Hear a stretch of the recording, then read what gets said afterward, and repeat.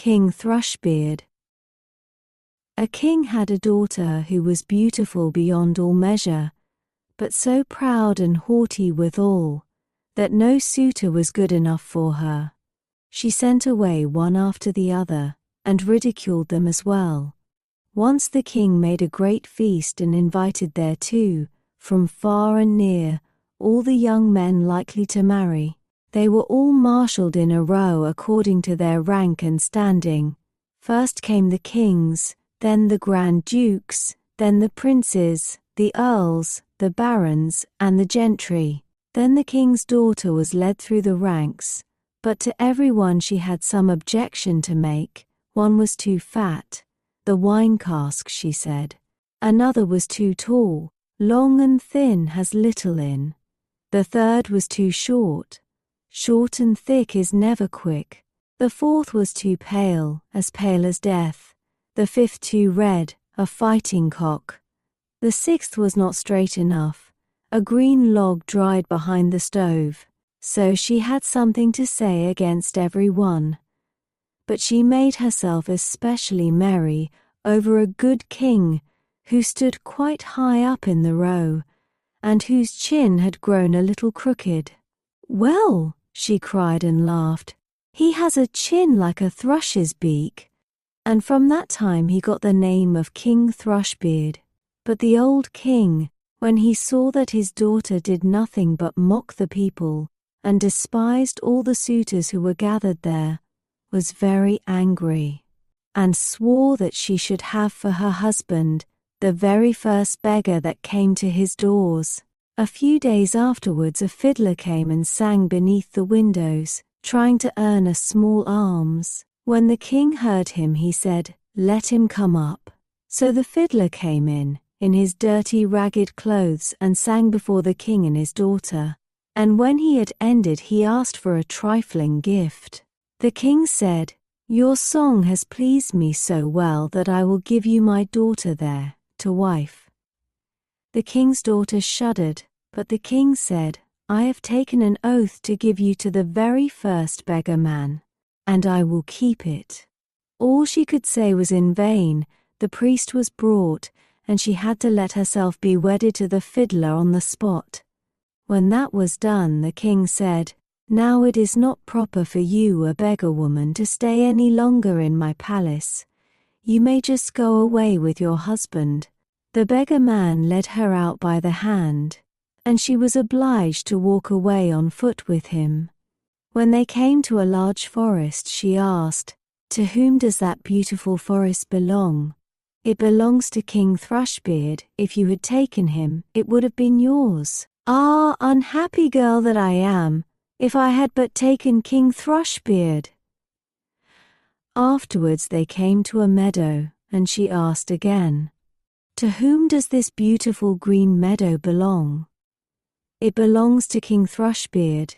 If you had taken him, it would have been yours." "Ah, unhappy girl that I am! If I had but taken King Thrushbeard!" Then they came to a large town, and she asked again, "To whom does this fine large town belong?" "It belongs to King Thrushbeard. If you had taken him, it would have been yours."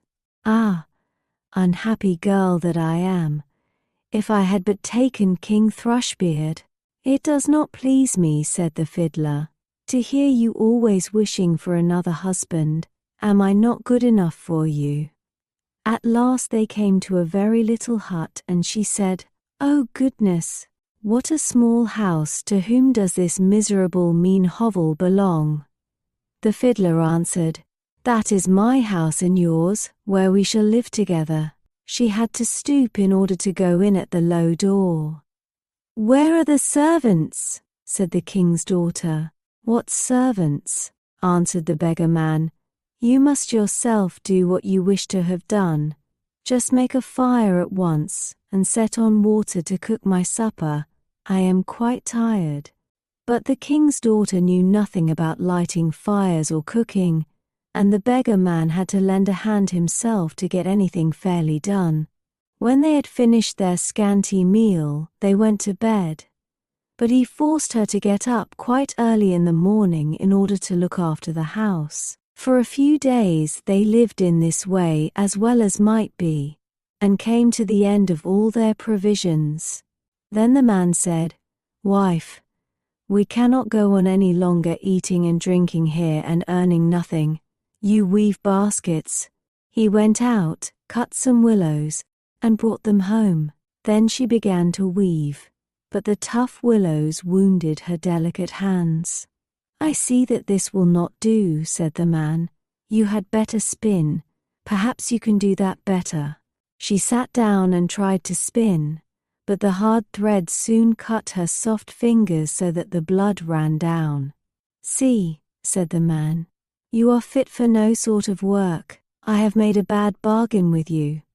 Now I will try to make a business with pots and earthenware. You must sit in the marketplace and sell the ware."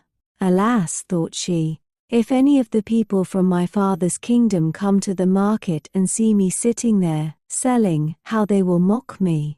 But it was of no use. She had to yield unless she chose to die of hunger.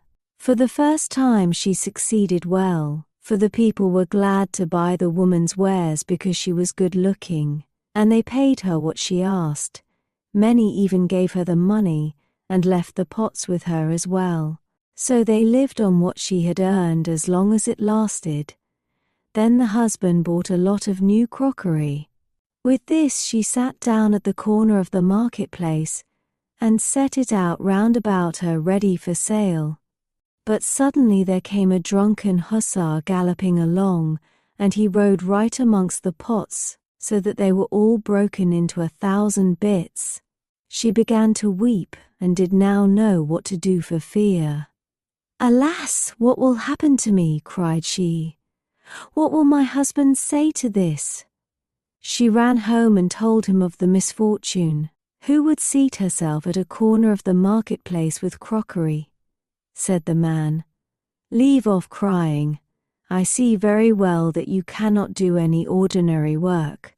So I have been to our king's palace and have asked whether they cannot find a place for a kitchen maid, and they have promised me to take you. In that way you will get your food for nothing." The king's daughter was now a kitchen maid, and had to be at the cook's beck and call, and do the dirtiest work. In both her pockets she fastened a little jar, in which she took home her share of the leavings, and upon this they lived. It happened that the wedding of the king's eldest son was to be celebrated, so the poor woman went up and placed herself by the door of the hall to look on.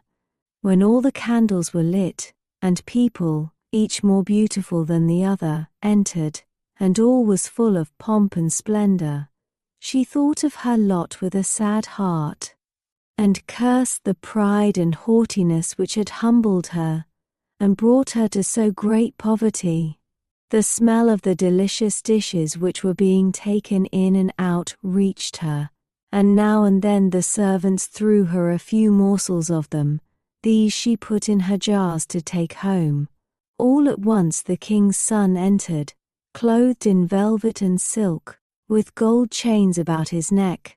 And when he saw the beautiful woman standing by the door, he seized her by the hand, and would have danced with her, but she refused and shrank with fear, for she saw that it was King Thrushbeard, her suitor, whom she had driven away with scorn.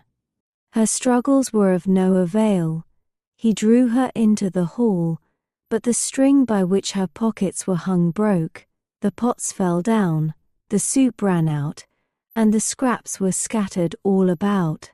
And when the people saw it, there arose general laughter and derision, and she was so ashamed that she would rather have been 1,000 fathoms below the ground. She sprang to the door and would have run away, but on the stairs a man caught her and brought her back, and when she looked at him it was King Thrushbeard again. He said to her kindly, "Do not be afraid. I and the fiddler who has been living with you in that wretched hovel are one. For love of you I disguised myself so, and I also was the hussar who rode through your crockery. This was all done to humble your proud spirit, and to punish you for the insolence with which you mocked me.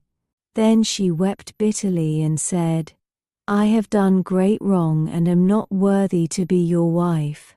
But he said, "Be comforted, the evil days are past, now we will celebrate our wedding."